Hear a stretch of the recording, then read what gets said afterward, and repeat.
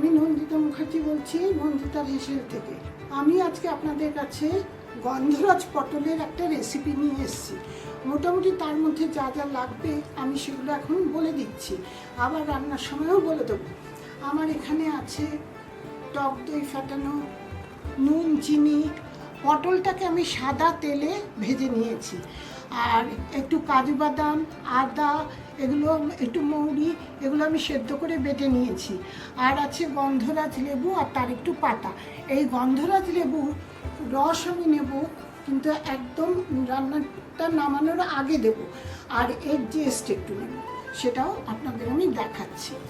গন্ধরাজ পটলের জন্য আমি প্যানে সাদা তেল দিচ্ছি। এবার এতে আমি একটুখানি মৌরি ফোড়ন দেবো। মৌরিটা একটু গন্ধ বেরোলে, তেলটা একটু গরম হলে, এবার আমি যে কাজু বাদাম, আদা, মৌরি বেটে রেখেছি সেখান থেকে মশলাটা দেব।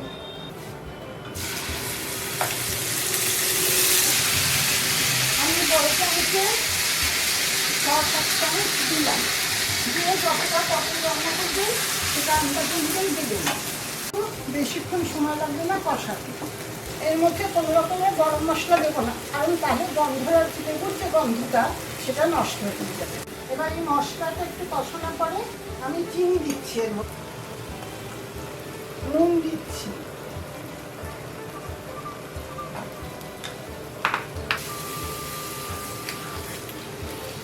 তারপরে টক দই দেবো। টক দইটা আমি সামান্য নুন দিয়ে ফেটিয়ে রেখেছি।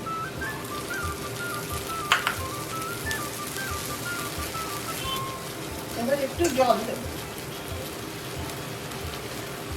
পটলগুলো সেদ্ধ হওয়ার মতো, পটলগুলো ভাজাই রয়েছে, তাও যেটুকুনি বাকি আছে সেদ্ধ হওয়ার জন্য আন্দাজ মতো জল দিলাম।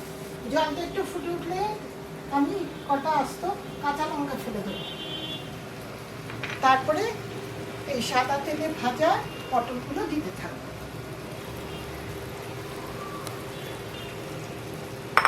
আমি এবারে গন্ধরাজ লেবুর সবুজ অংশটা দেবো, সাদা যেন না আসে। সাদা অংশটা এলে তেতো হয়ে যাবে। আর রসটা আর একটু পাতা দেবো, গন্ধরাজ লেবুর পাতা, সেটা গ্যাস বন্ধ করে দেব।